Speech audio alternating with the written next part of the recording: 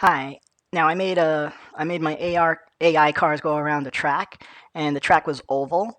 And what I want to do now is I just want to make a second track that is not the same as the first, and I want to see if the brain that was created on the first track, if the cars will know how to drive on the second track that I'm going to make. So I'm going to go into Blender here, and I'm just going to make another track. Let me delete the camera and the light. Press X, or do I just say delete? So the cube there. So one of the first things I'll do here, I'm in object mode. I'm just going to add a curve, and I'll just do a circle. And right now it's really small. So I'll just go to zoom mode, and I go on the white circles there, and I zoom out the circle to be larger. Okay, so I imagine the car is about the shape of that block. So my track could be about that size. Now with the visor circle selected, I'll switch to edit mode on the visor circle, and now I have some control points. So let's make a track that has some more curves to it. Let's just take one of these points here, use the move icon, the move control, or the move tool, and let's make sure that we have a track that has like curves in two directions. So I'm going to pull that down there, and then let me select this, hold the control key and select these 2 points, and somehow I think it's picking everything. So control, click, click. Okay, click that, and shift click, click that. Okay, there we go. I just have those 2 points there, and now I'm going to make a track that has a shape like this, like a U-curve in it. And just for some more variation, let's take this one here and just have the curve be a little bit different on this end here. Or maybe like, nope, let's make it like this. Just to give the track some more variations, so the curves aren't all exactly the same. All right, so I'm using the visor curve to kind of outline the curves of the track, but it is still flat.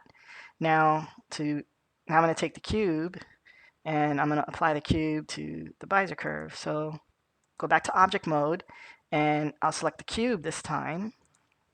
And with the cube selected, I will go over here, click on the wrench icon, which is the modifier, add a modifier for an array. Okay, and you can see how the cube added another cube thing there. It's basically going on a fixed count, which I could add more or less cubes. So that's the array modifier. And another modifier I'm going to add is the curve modifier. It's a deform modifier, curve.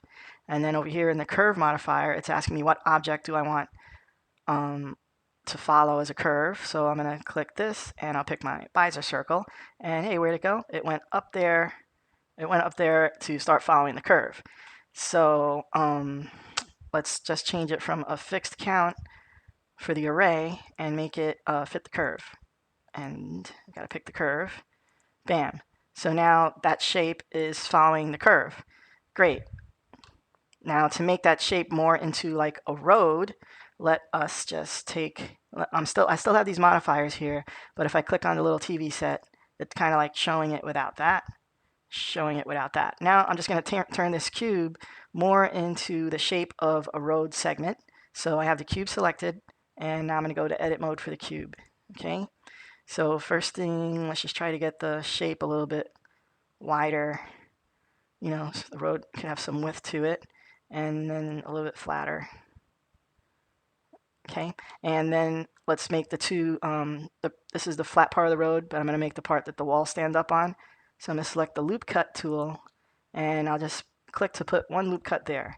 But that opened up this little menu thing. Before I do anything else, I'm going to change that to the number 2, enter, and now you see I have 2 loop cuts. And then I'll click on the scale tool, and I'll just stretch those loop cuts out to the side, because what I'm going to do on those side things, I'm going to pull them up to be like the barriers of the road, the sidewall barriers. Okay, so now I got that done. Let me go back to select a different tool, the select one. And let me also pick from point mode. Let me pick face mode and select this face and shift this face, these 2 faces. Now I want to pull up a wall from there, so I'm going to use the extrude tool. So I'm going to click on that. And now when I pull up, you see I'm pulling up some sidewalls for my road. So I think I'll just do just that. I'll pull up those side roads just like that. Now, this is kind of like a shape of a road, all right? Now, one thing I could do before I leave this is when the road is in the array form, these faces are not going to be visible, so I could just delete them. Right click, delete those faces. And on the other side, these faces also will not be visible, so I could delete them too. Delete faces. And I guess if I wanted to, I could delete the faces on the bottom. I don't plan on having them be visible. But I'm not going to. I just deleted enough faces because really all it has to be seen is this and maybe the outsides. But let's just leave it like that. Now turn the array back on to make sure the array is going the right way. Yes, thank you. And then turn well, there's one thing here. See, when I'm looking at the road and it's just like straight like this, sometimes I put a little notch in the road to help emphasize that, you're moving. So let me just turn that back off again. And let me do one more modification to my shape, my road segment shape. So I'm going to pick loop cut again, and I'm going to do a click right there. And again, I'm going to do 2 cuts. All right, and I will do the scale tool again. And I just want those 2 cuts to kind of be close together. And what I'm going to do is go back to face mode, and I'm just going to pick a face right there. And I'm going to extrude it up. And that means there'll be some little, pylon teeth or whatever as you go down the road. I should have done it to both sides, but whatever. I'll pick this side here too, and I'll just pull that up a little bit too. All right. That way, when I put the array back on, as you're driving down the road, you feel a sense of motion, because otherwise there's nothing different.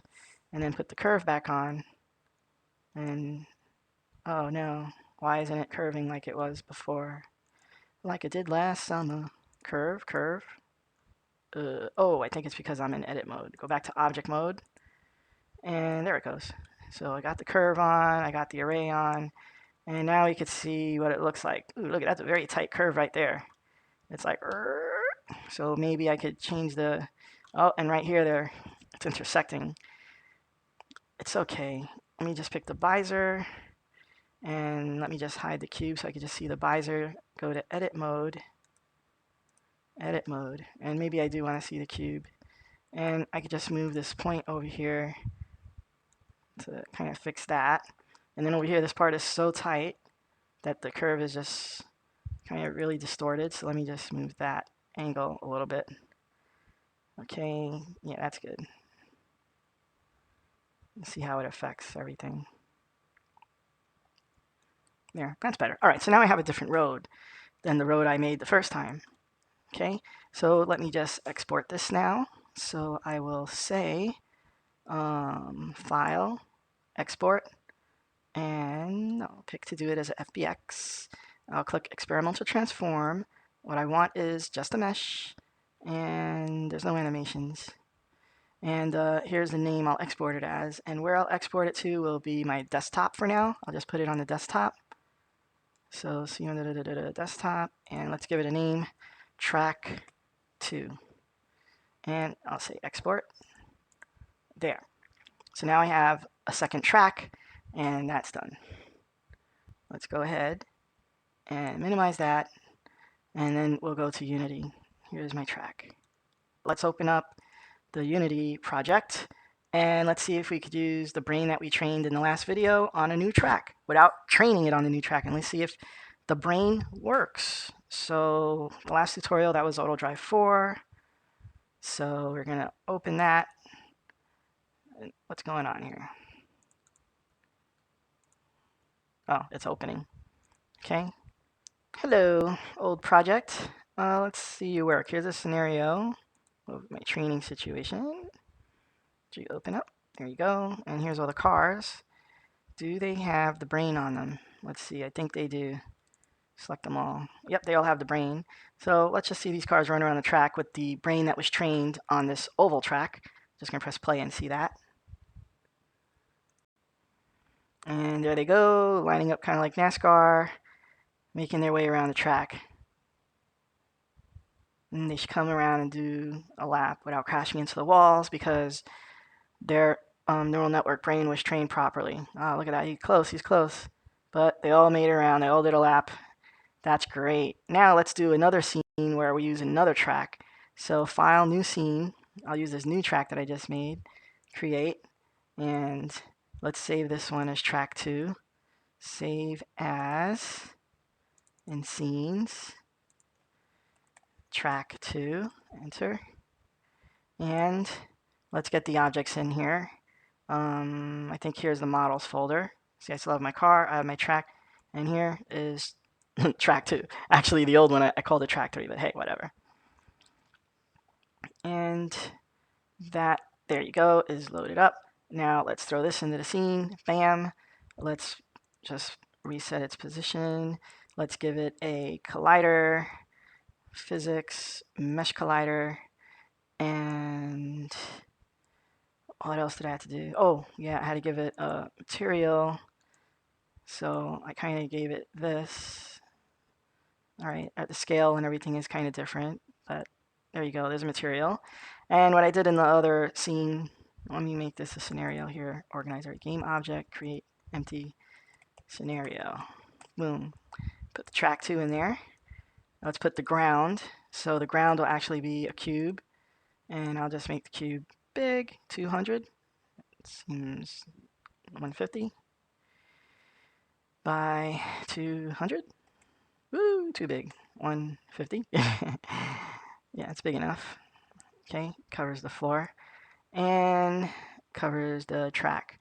It's kind of bright. Let's just make it darker. Boom. All right, so now we're starting to have the track and the asphalt. All right, so let's put some cars. So here in the assets, here's my car prefab. Let's put him in there. Oh, let's see, which way is forward? That way is forward. So I guess we're gonna start, we could start the driving, well, let's just start it right here, going up this way. So let's put a car there. And I can turn him around. Turn around, bright eyes. Bam. And there's no checkpoints. So let me put a bunch of checkpoints in here. So let's get a create empty checkpoints thing. Put checkpoints script on it. Bam. And this is going to be checkpoint. The track is going to be barrier, and it's going to be on the obstacle layer that we made from before. Checkpoints, they're going to be an obstacle layer. That's static. Track is static. And the cube, which is the road, that's also static. Okay, so the car, hey, what you doing out there? Come in here, car. Come in here. Bam. This is just a material. Materials, get you in here. Get you in here, and get you in here. I don't think I made a checkpoint prefab. All right, so that's easy. All I have to do is create a quad and then look for it. There it goes. And let me just relocate it. Relocate it over here. Zoom in. This is going to be wall 0. Enter. And the material that I saw before, this transparent material, I'm going to put that on the wall. It's going to make it hard to see. So here I have a checkpoint wall. It's oops, is it below ground? Yeah, it's below ground. It's also kind of hard to see it. There, here's the rendered side. A quad only renders on one side. Let's size this thing up. Let's stretch it out as wide as the road segments are. And let's also make it a little bit taller, just to make sure that the car will always detect it. Right, car? Bam, you detect it. Okay, good. So now, what we have to do is copy this road all around the whole world. So that's 1. Control D. 2.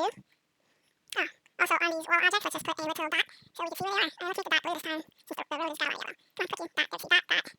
And let's rotate this one a little. That's always how to follow it. Turn the road. Oh, I think I should turn it even more. Bam. And this is going to take a while. Control D. Oh, Control D. Bam. And let's rotate it. And Control D. And Control D. And here, as long as I put the dots in the middle of the road, I know I can rotate the wall. So, the reason I have checkpoints is because they, let me just set this up. Let me select all those walls, convex, trigger. That way the car can pass through them. Good. Let me keep going now. select the wall, Control D, curve, set curve in, good enough for me, Control D, add curve, rotate south well, again, Control D, can add it, Control D, there we go, rotate south, make sure this wall over here doesn't come across on the other side of the road, Control D, Control D, rotate, wall, Control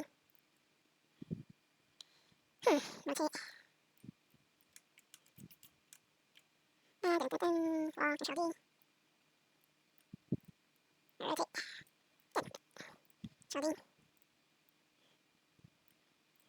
rotate, Control D, rotate, Control D. Remember, on the oval track I had like 16 checkpoints, but this one has it's a little bit longer, so I think there's going to be more than 16 checkpoints when I'm done here. Control D,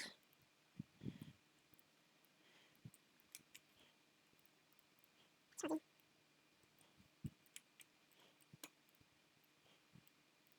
Control D. Now remember, in my other tutorial, I wasn't sure exactly how many checkpoints we needed. You know, I just kind of like took a shot at just putting in what I felt like was a good distance between each other. But of course I know there's such a thing as too many and probably such a thing as too few. So, as long as I had enough space to put my cars between them, like all the cars I'm going to put racing around the track, I figured that was good enough. Control D again, move, Control D, move, rotate, Control D, move, get in there, one more wall, rotate, and Control D. So I got 21 wall segments, 21. So, put this one over here and just kind of put it right in the middle there. There you go. Okay. File, save. Now the checkpoints has a checkpoint script on it. I think I have to run it one time. Let's see what happens when I run it.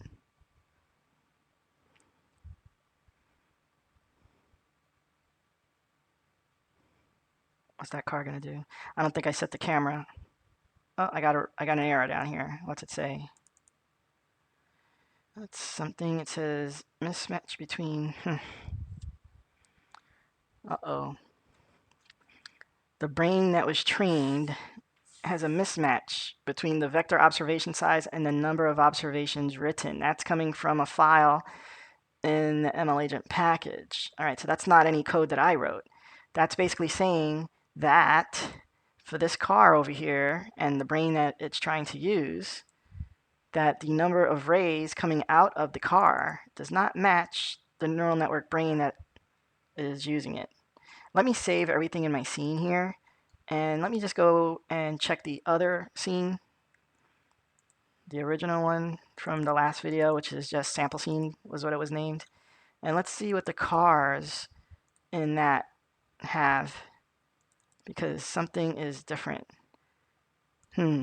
Well, this car is specifically one of the prefab cars, right? So let's just take this car and drag and drop it over here to turn it into a prefab and save the prefab right here. And that means this one is the copy. Let me get rid of that one. Delete. Delete. Oh, now all these guys are like, hey, I don't have a copy. Darn it. There we go. I'll just come back to the scene and put all those cars back in later. So now I got the car from this scene that the brain was trained off of. Now let me go back to track 2, the new track that we're making, and the scenario, and the car, which this car is now missing the prefab because I just deleted it. It's okay. Let's take this car. Oh, and I kind of lost. Where did I start my track?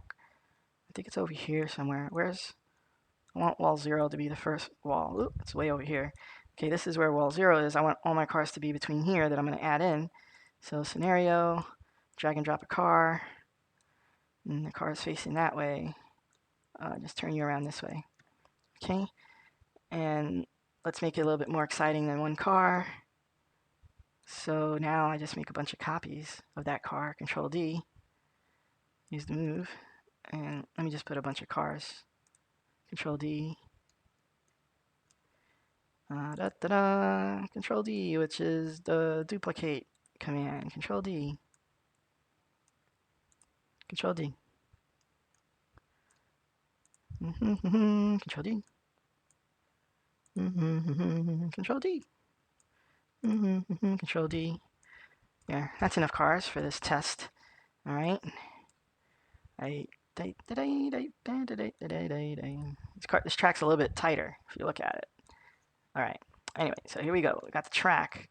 Why can't I like see the cube? It is there. Okay, I hope when it renders that it. Let me see how it looks in the game view. It's there, but it's like it's hardly visible. I think I put the wrong texture material on the road. Let me put this material on it. Bam, there you go. It was the wrong texture. Somehow I think I put the transparent texture on the road. All right, so I just saw right there that the angle of the camera is not really good. So let me just adjust that. There we go. Maybe like this. Yeah, that gives a good view of everything. Camera, Control Shift F. And now I think these all have the brain on them. Save. Let's press play and see how the neural network that was trained on the oval track works on this swishy-washy track. Let's see if it works. That's part of the thing about our neural network brain. It's supposed to learn how to drive on something.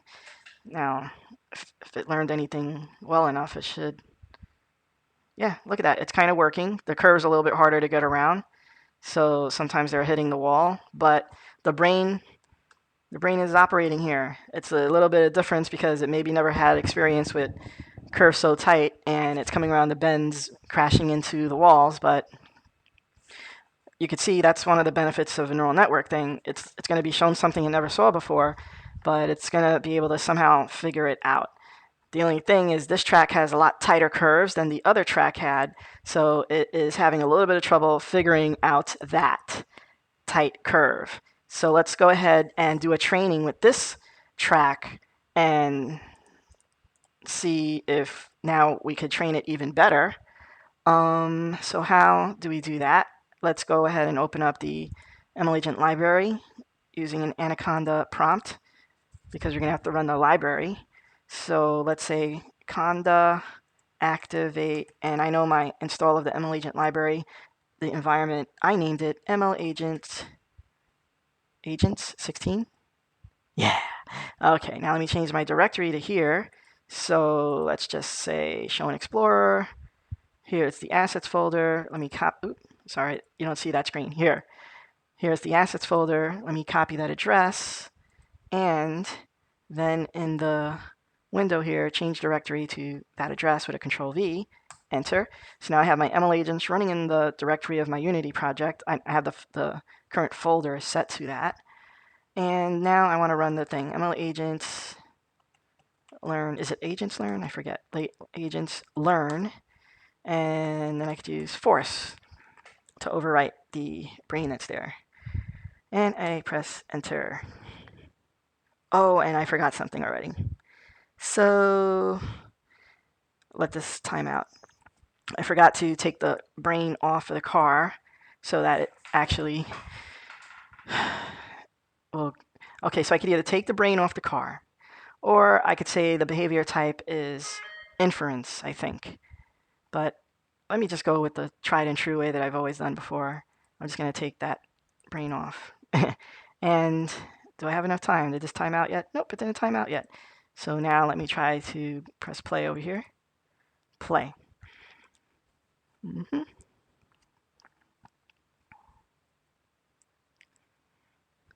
Takes a while. Everything always takes a while. Okay, as usual, the cars look like they don't have a clue. They look like a bunch of random scattering bugs.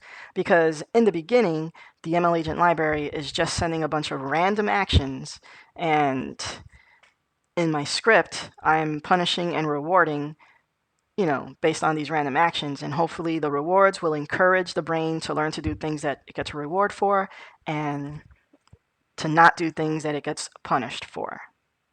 And that's why the rewards matter. It kind of directs the brain on what to learn. And then the movements won't be so random and erratic. They'll start matching up to the rewards and the punishments. In the ML Agent library, here we can see the settings that were set for the brain. The settings or the configurations for the ML Agent library when you run it. They're called hyperparameters. And when I do start a training, it always lists the current hyperparameters that are being used. Okay. And as training goes on, I'll start showing lines here with the progress of the training, like the mean reward that's occurring. And the mean reward should increase as time goes on, which visually looks like the car is driving better. In the script, we'll just keep letting that run while I talk about some things. In the script over here for the car, I'm still using the same script as the other tutorial, you know. So there's a move speed, a turn speed. I recall the position and rotation of the car when I have to start another episode. And then I have a current wall variable to see which wall is the next wall it should be aiming at. All these knuckleheads over here, wall 0 is their first target, and after they pass wall 0, then their next target will be wall 1. But it still looks like they're figuring it out, trying to get through wall 0. Give it time. It took an hour last time on my computer. So on the episode to begin, everything gets reset to those initial positions from when I pressed play. The heuristic function is the way that I could control the cars with my keyboard instead of the ML Agent library controlling the car. On action received, when I have a decision requester on my car objects, it's a component here, the decision requester component. Ooh, look at that. It's only asking for a decision every 5. Darn it. I really wanted it to be asking for a decision every 1. Well, we'll let this training go on and we'll see what happens. Well, the decision requester will ask for a decision from the neural network. And when a decision is sent to my script, it comes in on the on action received. And vector action are how many values are coming out of the neural network, right? So that's an array. So I kind of have I have two values that come out of the neural network. That's why I have it set up in my behavior parameters here. Where is it? Where's the behavior? Here's the behavior parameters. It's basically the name of my neural network is going to be car agent. The vector actions, those are how many nodes are coming out of the neural network. I have two values coming out of the neural network. I have two nodes coming out of the neural network. The first has 3 values and the second node has 3 values. And here in the on action received, I decide what to do with those values. They're whole number values. So the first one is for movement forward and backward. And the second node, it sets the value for turning left and right. Here's where I kind of do some punishments and rewards. So I don't really want the car to go backwards, so I punish it a little bit. And I don't want the car to stay still, so I punish it a little bit more. But if the car moves forward, I kind of reward it. That's what I want. I want the car to move forward. Over here is the on trigger enter. Everything with my car, the colliders are set to be triggers, so the cars could actually pass through each other and not interfere. Now look at this guy. He's making it. And the barrier, I set it to a trigger collider, and these are set to trigger. So it's just the detection of a collision. It's not like the collision detector where you can't pass through. So if I hit the barrier, I punish it bigly. And I end the episode, so it starts a new episode to train. If I pass a checkpoint, and the checkpoint is the one that I'm supposed to pass through next, then I add a reward, and I get the next checkpoint wall. I get the name of the next checkpoint wall. So that's the thing the script's doing. Let's go back now and check with the cars. So some of them are making it through the first checkpoint. They're still having a lot of trouble, but that's okay. I expected that because it took an hour last time. I'll pause the video and keep checking on the progress. In the ML Agent library, we have one progress report. Okay, so at 300 seconds, we have a mean reward of -6. Good, good. We'll check in every couple of moments.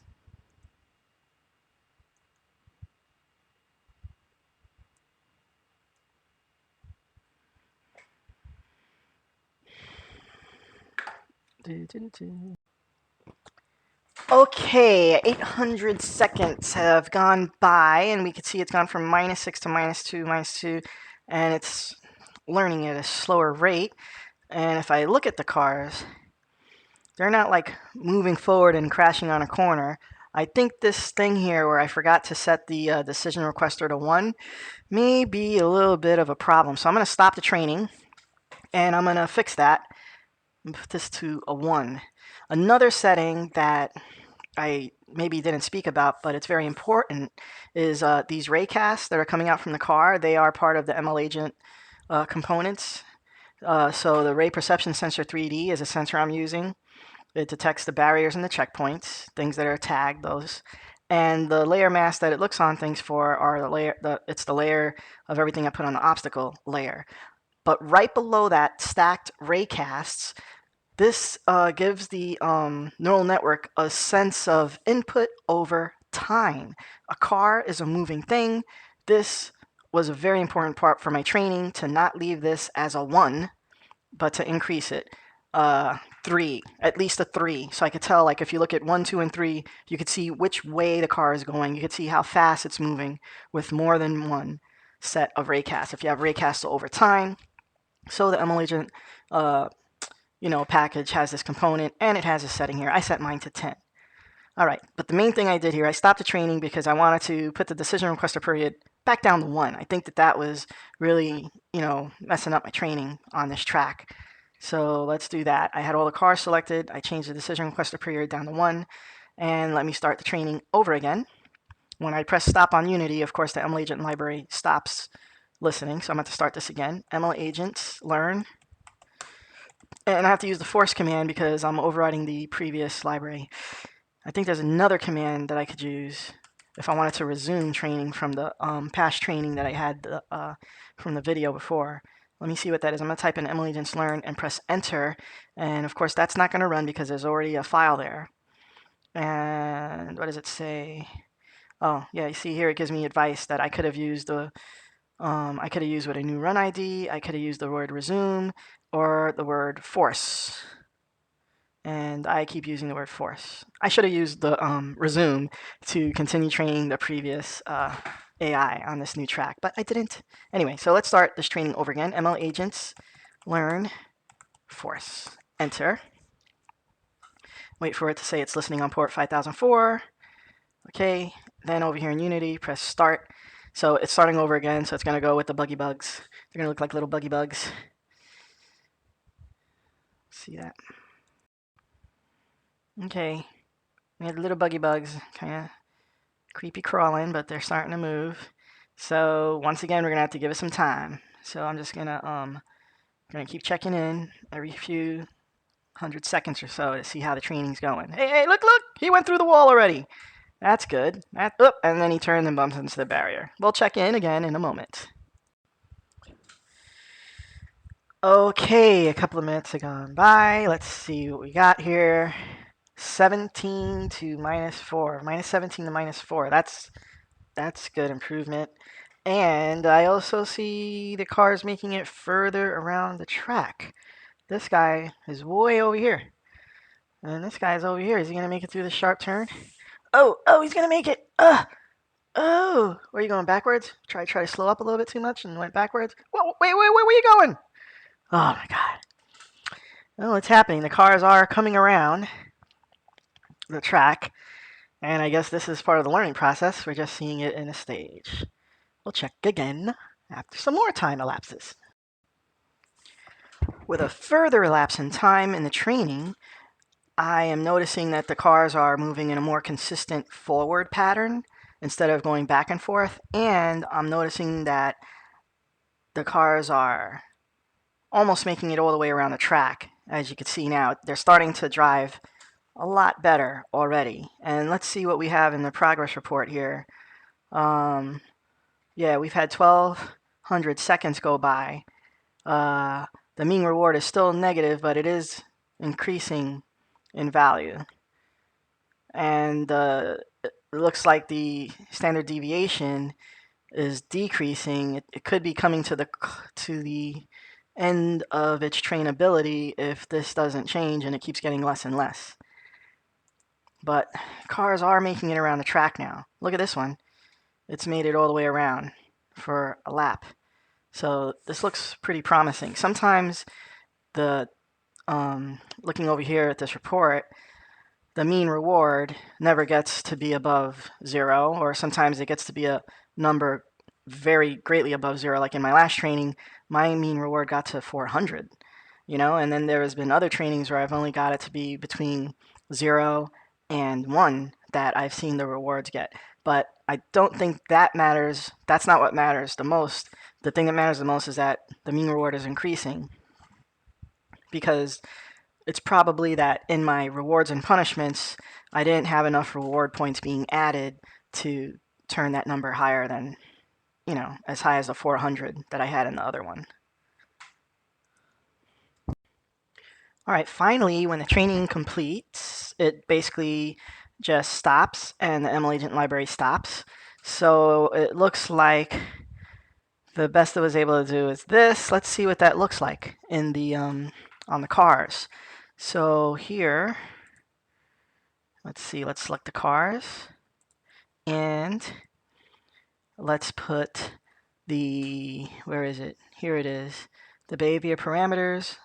Let's apply the brain that it created to the cars and press play, and let's see how well this training was able to occur with all the settings I had on it. Now this track, I must admit, is a much more difficult track because the track one, it's narrower and the turns are much sharper. So coming around the curve, not all the cars made it there. And coming down here, also the cars are kind of going at a more cautious speed, but look at that. It learned how to navigate the curve. And then see how they slow up before a tight turn. Wow, it's just amazing to me that, the neural network can do all this. It's like my mind is excited with the possibilities that even on a tight, curvy track like this, it's learned how to drive the cars around the track. Yeah, I'm making a racing game. That's what I'm doing.